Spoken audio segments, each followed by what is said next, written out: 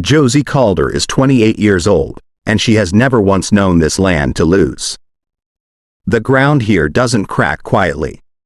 It splits in long, deliberate lines, like the earth itself is keeping a record of every year it went without rain. What's left of the cotton stands maybe knee-high, bowls curled shut, leaves the color of rust. 3 years ago, this field fed a family. This year, it's barely feeding itself.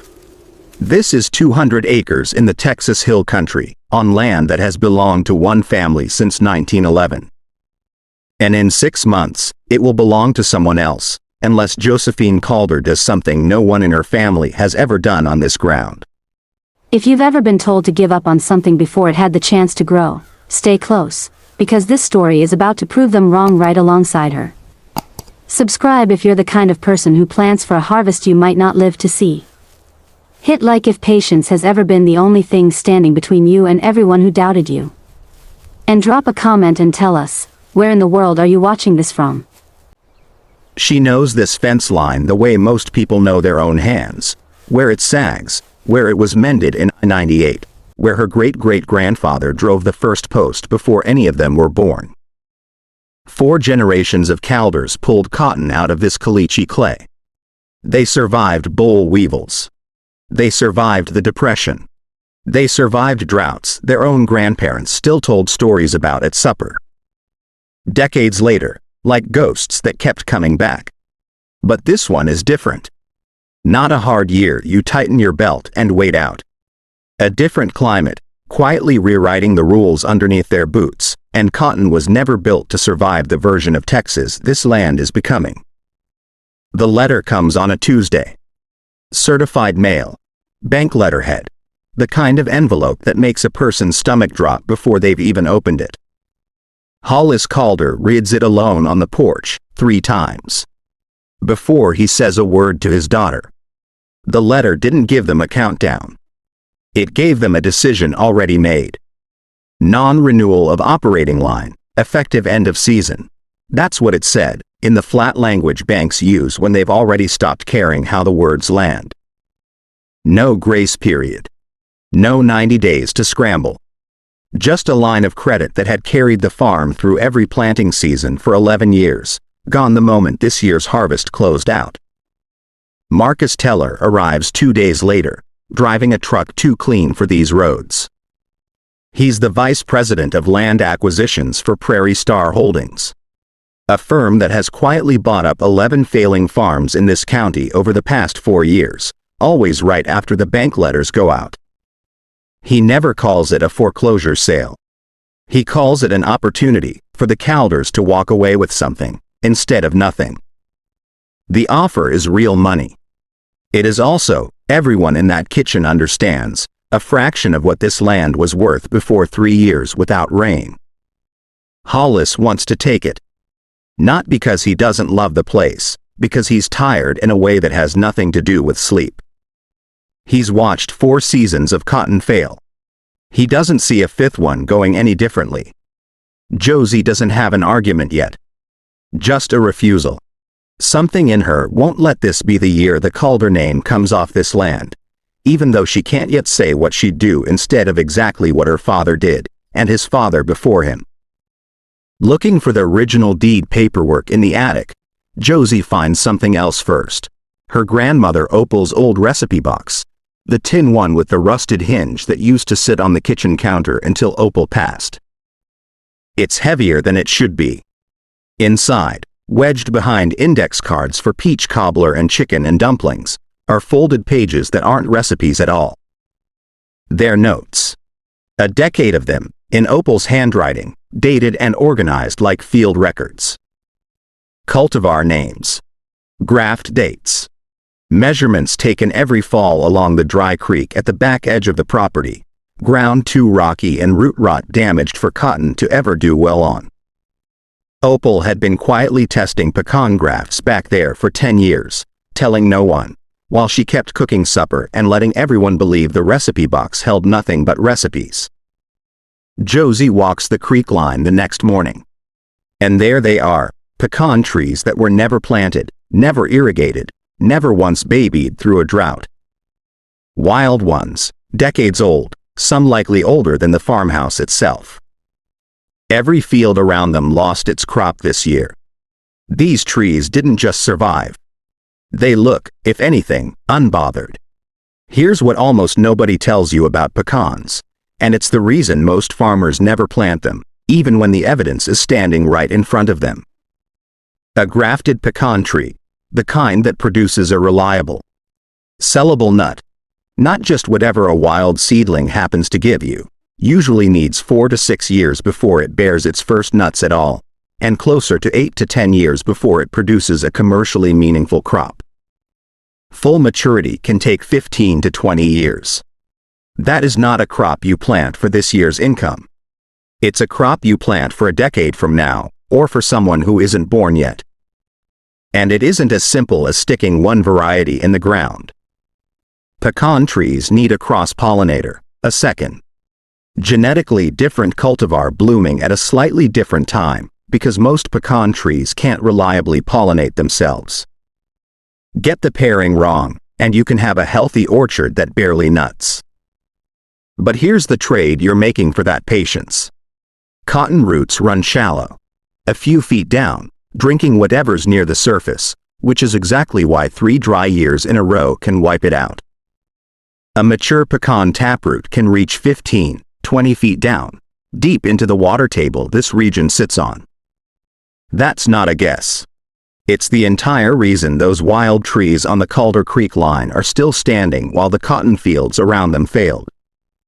In hill country limestone soil, the ground doesn't just hold water, it filters it down into the aquifers this whole region depends on. A cotton field pulls from the top. An orchard reaches for what's underneath, where the drought hasn't touched it.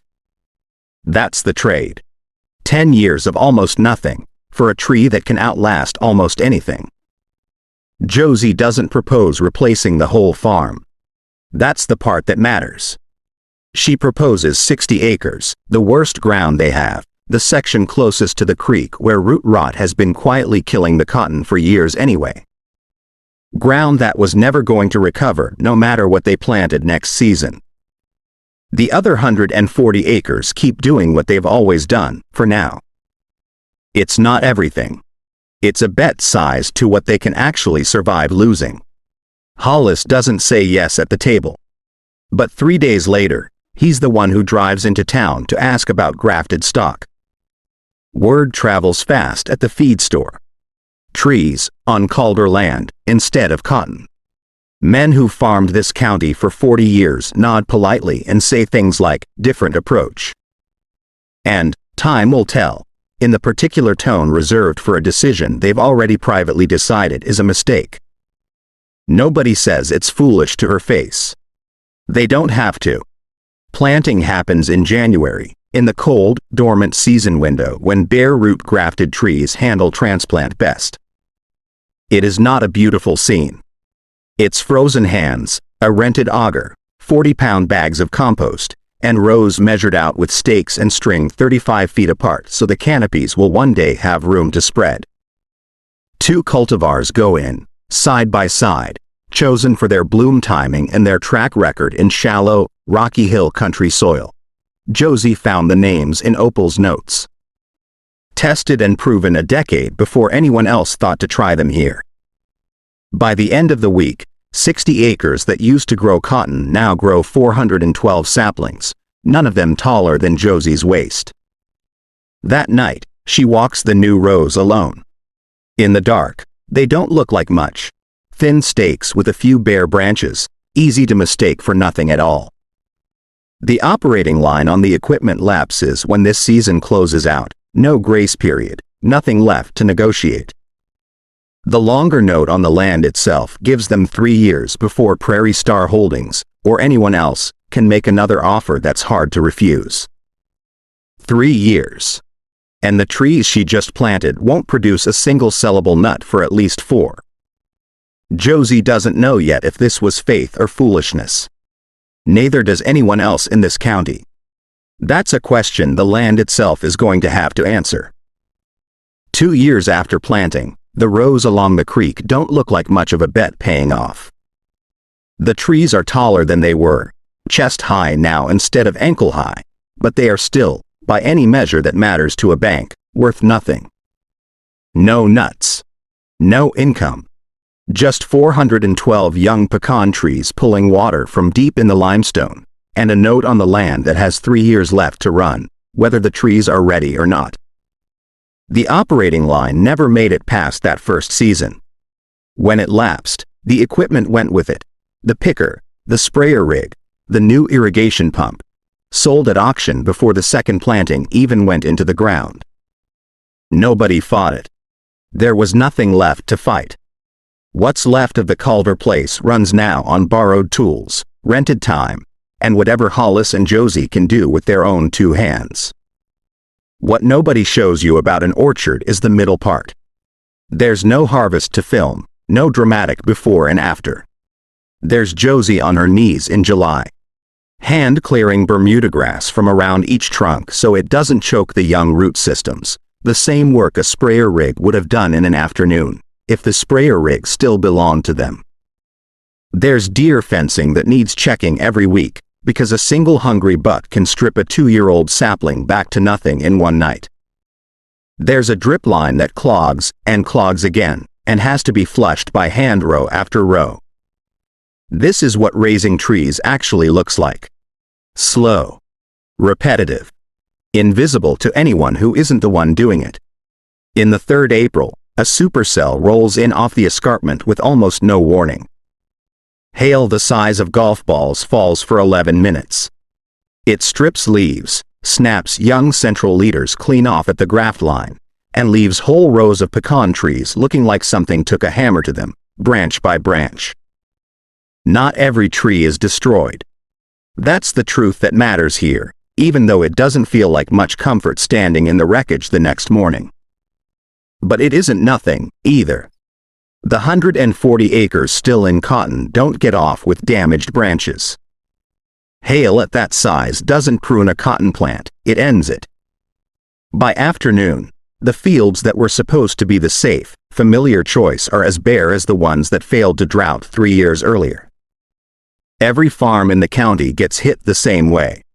The decision to keep the bulk of the operation in cotton, the responsible half of the bet, turns out to have been no safer than the trees at all. Hollis stands at the kitchen table with 2 pieces of paper in front of him. One is a photograph Josie took that morning of a snapped young pecan tree. The other is the bank's letter, reminding them the land note comes due in 3 years, storm or no storm. He doesn't say "I told you so." He doesn't have to. Neither of them says much of anything for a long moment. It's the closest either of them has come, in 3 years, to admitting they might have lost this already. 2 weeks later, Josie is sitting across a desk from a loan officer at the County Farm Service Agency office, not the bank. The storm was severe enough, and widespread enough, that the county has been declared a federal agricultural disaster area, which means farmers here can apply for emergency loans specifically meant to bridge losses like this one. It isn't free money, and it isn't guaranteed. She has to document every damaged tree, every failed cotton acre, every dollar already sunk into the orchard. But it's a real door, opened by a real program, and it's the difference between losing the land note fight this year and getting 3 more seasons to prove the trees can still do what Opal's notes said they would. The 4th spring, they cut back the trees that survived the storm and retrain new central leaders from what's left below the break. A slower start than if the hail had never come, but not a lost tree, for most of them. Only around 1/10 of the orchard has to be replanted outright. The 5th spring, the canopy starts to close between the rows. The 6th, the trunks are thick enough that Josie can't wrap both hands around them anymore. Every year looks almost identical to the one before it in any single photograph. It's only standing at year 7, looking back at year 2, that the difference is impossible to miss. Here's something worth understanding about the difference between what happened to the cotton in that hailstorm and what happened to the pecan trees, because it's the whole reason one crop came back and the other didn't. A hailstorm doesn't just damage a plant. It damages it at a specific point, and what survives depends entirely on where that point is. Cotton is an annual. The entire plant, root to bowl, only lives for one growing season. When hail destroys the top growth, there's no deeper structure left to recover from. The season is simply over. A young pecan tree is different, because the part that matters most, the graft union, low on the trunk, where the productive variety was joined onto rootstock, usually survives even when the branches above it don't. That's why growers don't just write off a storm-damaged young tree. They cut it back below the damage and retrain a new leader from healthy wood, the same graft, just starting its climb again a year or two behind schedule. It's slower. It's not free. But it isn't starting over from nothing, the way cotton has to every single spring regardless of what happened the year before. And once an orchard does start bearing, there's one more thing worth knowing before anyone assumes the good years just keep getting better forever. Pecans are naturally biennial bearers. A heavy crop one year is often followed by a lighter one the next, as the tree recovers the energy it spent. That's not a sign anything's wrong. It's just what a pecan tree does, a real limitation of the crop that a straight-line success story tends to leave out. The first real harvest comes in the orchard's 5th year, 4 years behind where it would have been without the storm. It isn't much. A light crop, exactly the kind the biennial pattern predicts for a young orchard finding its rhythm. Josie sells most of it locally, at the feed store and a farmer's market 2 counties over, in bags with a handwritten label. It's the first dollar the 60 acres has produced since the day they stopped growing cotton. It proves nothing to the bank. It proves everything to Josie. By the 8th spring, the trees Josie planted as bare root whips are mature enough to carry a full commercial crop for the first time, and that year, the county goes back into drought. Not the storm this time. A slow, grinding dry spell that stretches from March into October, the kind that has, twice now, gutted every row crop farm within 20 miles. The cotton fields fail again. Prairie Star Holdings, still circling, picks up 2 more distressed properties before the year is out. The pecan orchard, roots by now reaching deep past where any drought this region has seen in decades can touch, brings in a full harvest.